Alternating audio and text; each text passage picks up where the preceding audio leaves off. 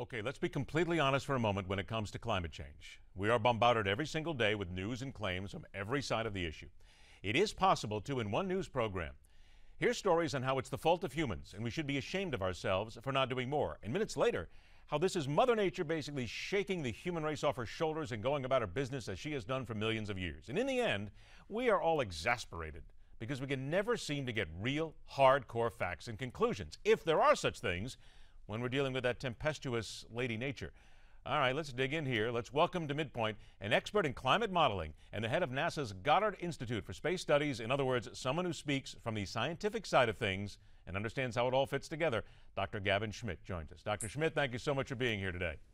Thank you for having me. Is the simplest way to start this argument to say that, yes, humans have partially a responsibility here, because I think what we hear too often is it's human-caused global warming. We have a responsibility in it, but it is not entirely the fault of the human race. Is that a good place to start this argument every time? So, actually, no. I think what you have to do is you start with the fact that climate has changed over the history of the planet many, many times from many, many different causes. But we can say much more about what's going on right now because we have far more data about what's been happening in the last 50, 60 years than we had for, some random change 20 million years ago. So we have a much better understanding of what's going on right now than we do for some of those earlier changes. Okay. But we acknowledge that there's lots of things that can cause climate to change. Okay. When it comes to just what's been going on in the recent decades, we can actually do a pretty good job on attribution of the global mean changes. So that's the average over the whole planet to human activity, and that's mostly related to carbon dioxide. Okay, so I need to make that point again, but let's make sure that we're here because, again, here comes all the science, and this is what everybody always gets confused about. Those who say that it is man's fault, it is the human being's fault that we are in the situation that we're in right now. But we have to be very careful about what it is that you mean there. Exactly. Thank you. Are you talking about a specific weather event? Well, no. So that isn't all man's fault. It's not like Hurricane Arthur today.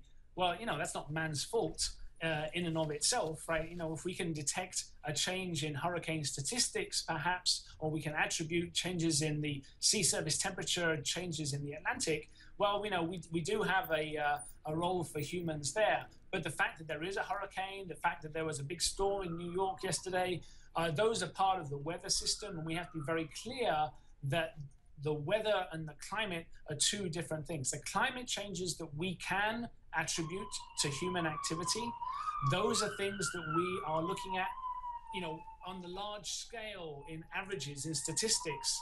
There we can get rid of, some of the weather noise and make a claim. But any specific weather event, it's much harder to do that. And that's very much at the cutting edge of our understanding right now.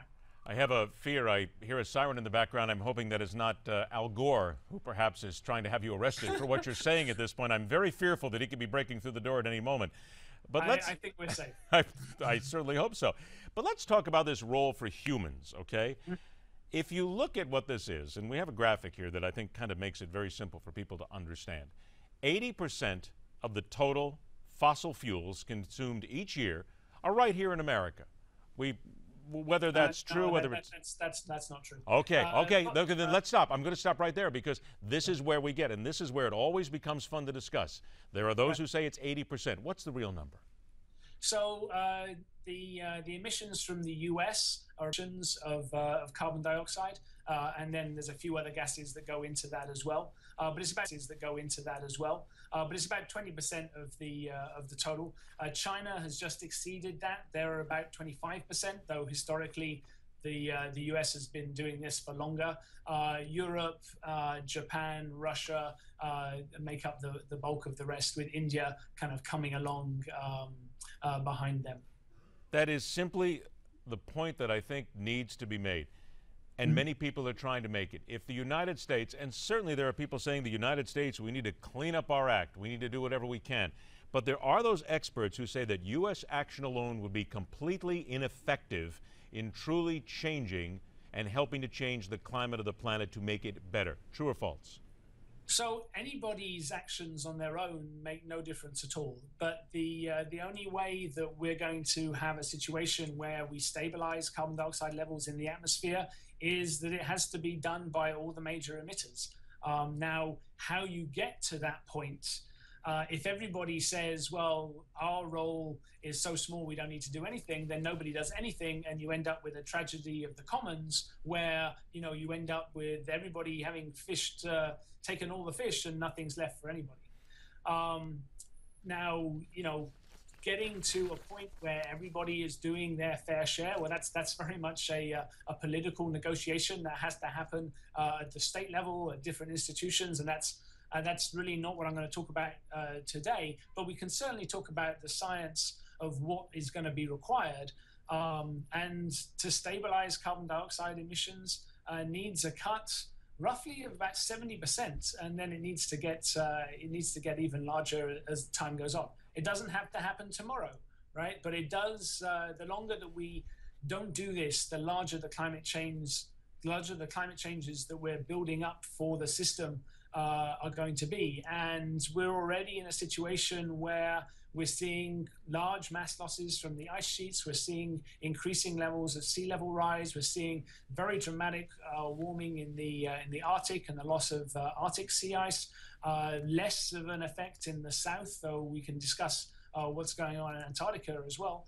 And we're seeing, you know, increases in heat content in the ocean. We're seeing changes in sea surface temperatures, changes in moisture in the atmosphere, and all of those things are affecting the climate even now as we speak. All right, I'm going to talk about the ice here for a minute. You brought us right here, and here's a number of reports. A few minutes that we have left. I'm seeing headlines right now in front of me. Whaling logbooks reveal depth of Arctic ice loss. Sea ice melt moderate in early June, but rapid at end of July. Shrinking ice. And then there are other reports coming out saying, wait a minute, there's more ice now than there has been in the last 20, 30, 40 years. It's building ice at a dramatic rate. Here we have a population that is looking at all of these reports. One says the ice is going away. Another says the ice is building up. Seriously, doctor, which one can we believe? So, if I can tell people one thing is don't believe what you read in headlines. You have to look into what people are actually talking about. There's some great data sources out there. The National Sea and Ice Data Center has great graphics and data on Antarctic sea ice and Arctic sea ice, where you can look at what the anomalies are, you can look at the trends, you can download the data for yourself. The situation is complicated, right? So in the Arctic, we're seeing losses of ice in every month, in every season that are getting very dramatic, things that we haven't seen in perhaps thousands of years. In Antarctica, things are complicated because of the ozone hole. That's another man-made issue that's changing the winds around Antarctica. That's having an effect on the sea ice. But we are seeing slight increases in sea ice there, though it's kind of regional. There's some places where it's going down a lot, other places where it's increasing a little. And that's a real puzzle for us. You know, scientists love a puzzle. And when you see something like that that seems anomalous, that seems like you're not expecting it, that is that's the cue for scientists to get all excited and start examining that much more closely. And you know, Antarctica is a tough place to work. I don't know if you've ever had a chance to go down there. I was lucky enough to go about 10 years ago, and it's a fascinating place, but it's also a very complicated place, and we don't have enough real information of what's going on everywhere around there to be able to give you a really good explanation for what's going on. We've been looking at the Arctic more closely because it's closer to us. It's easier to work there. And we've been able to say more about what's going on there. That kind of asymmetry between the hemispheres is very actually unfortunate, but it's something that we're at NASA, we're spending a lot of time trying to examine exactly what's going on, not just to the sea ice, but also the ice sheet. That's the ice on the land of Antarctica.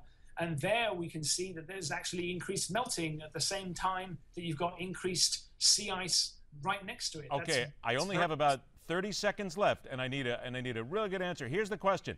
America, people want to know, how much of what's going on is man-made? How much of it is Mother Nature? For the global mean temperature, almost all of the rise is man-made.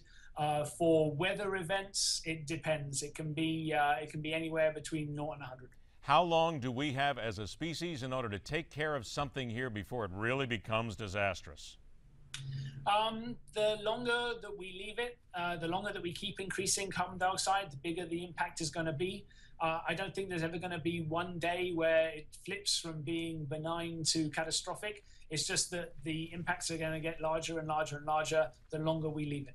So your best information here to people is, once again, do not believe the headlines, read for the details, listen for them, and understand that everybody has a point in taking care of things, but it's not all one fault in one place all the time, right? That's a reasonable. There you go. Okay, reasonable. I finally got to reasonable. That's perfect. Dr. Gavin Schmidt, thank you so much. We appreciate your time. We absolutely will do this again. I look forward to it. All right, take care. Happy 4th of July, by the way, too. You too. All right, so there it is. Reasonableness. If it's a word, it works.